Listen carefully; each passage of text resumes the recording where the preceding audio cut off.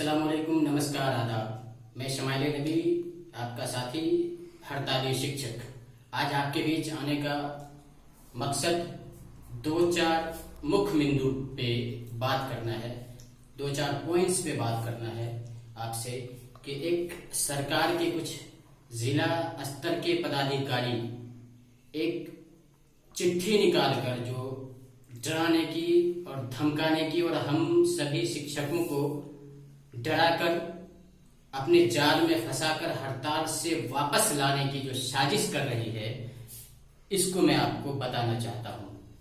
कुछ जिला के पदाधिकारी अपने आला अधिकारी और सरकार के सामने अपने आप को ज्ञानी दिखाने के लिए और अपने आप को जानकार समझाने के लिए वो चिट्ठी निर्गत कर, चिट्ठी जारी कर हमको ये दर्शाने की कोशिश कर रहा है कि आपका हड़ताल, आपका स्ट्राइक अगर 3 माह तक जारी रहता है तो आपकी सेवा टूट सकती है, आपको सेवा मुक्त किया जा सकता है।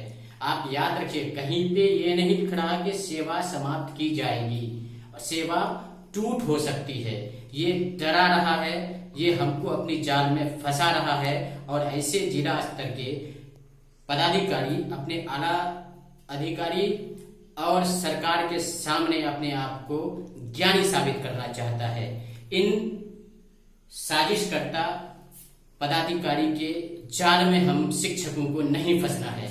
आपको मैं बताता चलूं कि ये 3 माह वाली बात और 90 दिन वाली बात कहां से पैदा हुई, आपको मैं याद दिलाना चाहता हूं। सभी हमारे हड़ताली शिक्षक साथी, आप गौर जब करेंगे 2008 की नियमावली, तो 2008 की नियमावली में ये दर्शाया गया है कि 3 माह तक बिना पर्याप्त कारण के लगातार अनुपस्थित रहने की स्थिति में नियोजन समिति के द्वारा उन्हें सेवा से हटाने की कार्रवाई की जाएगी। लाइन पे गौर कीजिएगा, यहाँ पे स्पष्ट है कि बिना पर्याप्त कारण के क्लियर किया गया है, बिना पर्याप्त कारण के। तो एक बात आप अपने दिलो दिमाग से हटा लें कि हम लोग अनुपस्थित नहीं है, किसी की मजाल नहीं है कि हमारे रजिस्टर में या फिर हमको अनुपस्थित साबित करे। इसलिए ये अनुपस्थित साबित नहीं कर सकता है कि हमारा आंदोलन करना अपनी जायज मांगों को लेकर ये मेरा संवैधानिक अधिकार है। जब ये हड़ताल करना संवैधानिक अधिकार है और ये हड़ताल मेरा पूर्ण तालाबंदी और अनिश्चितकालीन है, तो इसकी कोई सीमा या इसका कोई कैद नहीं होता है। आपको बता दूं कि इससे पहले भी विश्वविद्यालय और महाविद्यालय के शिक्षक और कर्मचारीगण 131 दिन तक का भी हड़ताल कर चुके हैं। उनकी सेवा समाप्त नहीं हुई थी, बल्कि सरकार को झुकना पड़ा था और सरकार झुकने के बाद उनका हड़ताल की अवधि को समांजन कर उसको वेतन देने में मजबूर होना पड़ा था। तो वैसे शिक्षक जो कुछ सरकारी और जिला अधिकारी स्तर के पदाधिकारी चिट्ठी से घबराए हुए हैं, उनको घबराने की जरूरत नहीं है। चूंकि हम लोग अपने संवैधानिक अधिकार के तहत हड़ताल पे हैं, हम लोग अनुपस्थित नहीं हैं बगैर कारण के, ऐसी भी कोई बात हमारे ऊपर नहीं बैठता है। हम लोग सरकार को और प्रशासन को और शिक्षा विभाग को सूचना देने के बाद ही हम लोग हड़ताल पे हैं और अपनी जायज और हक मांग के लिए हड़ताल पे हैं। इसलिए वैसे शिक्षक जो डरे हुए हैं और पदाधिकारी के चिट्ठी के बाद वो ये सवाल करते हैं कि 90 दिन के बाद क्या होगा, तो आप दिमाग से हटा लें। क्योंकि ये 90 दिन वाली बात ये पदाधिकारी कहां से पाया, तो 2008 के नियमावली में जो लिखा गया है, बिना पर्याप्त कारण के लगातार अनुपस्थित रहने की स्थिति में सेवा में टूट हो सकती है और आपको हटाया जा सकता है। तो आप ना तो अनुपस्थित हैं, ना तो कोई पर्याप्त या अपर्याप्त कारण के बाहर है स्कूल से, ऐसी भी कोई स्थिति नहीं है।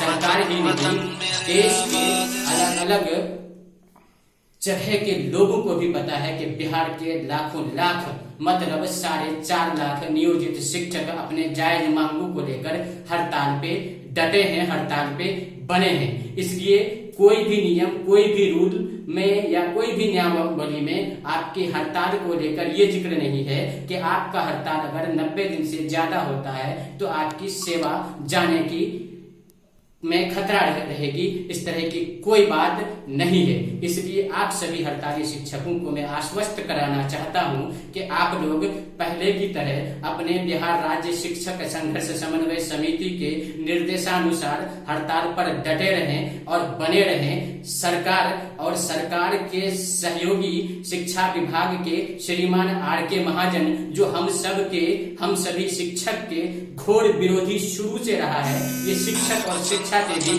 विरोधी माने जाते हैं, इसलिए कि ये कभी भी नियोजित शिक्षकों के हित में बात नहीं करते।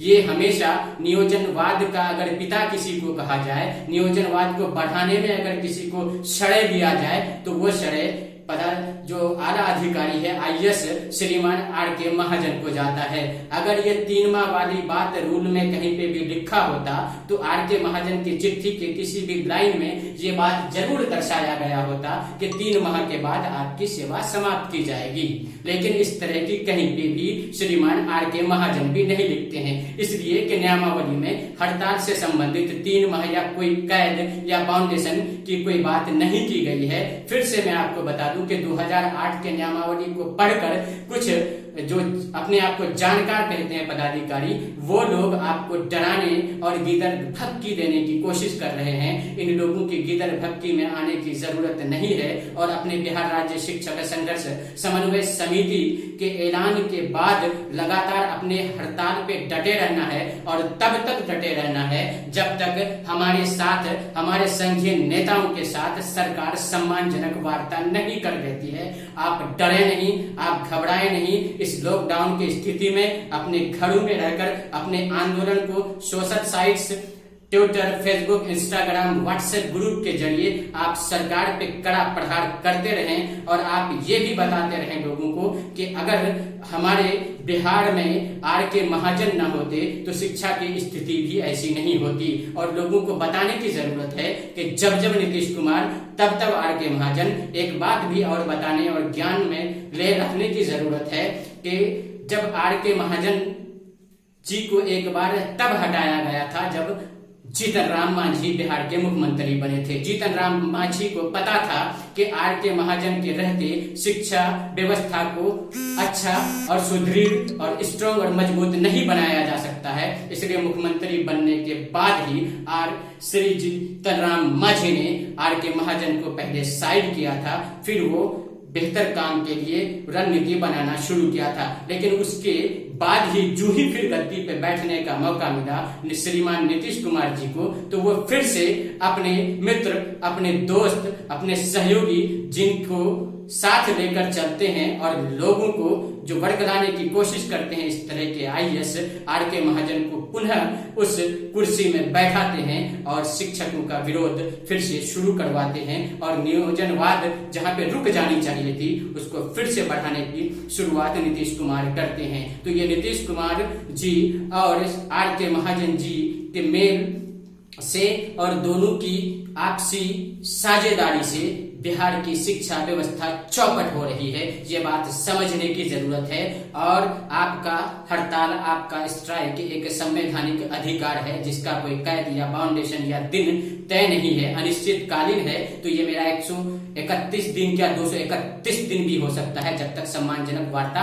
नहीं होती है। इसलिए हड़ताल पे बने रहने की जरूरत है, डटे रहने की जरूरत है जब तक हमारे साथ, हमारे संघीय नेताओं के साथ सम्मानजनक वार्ता नहीं होती है। इन्हीं बातों के साथ मैं लेता हूं अभी विदा। शुक्रिया, खुदा हाफिज।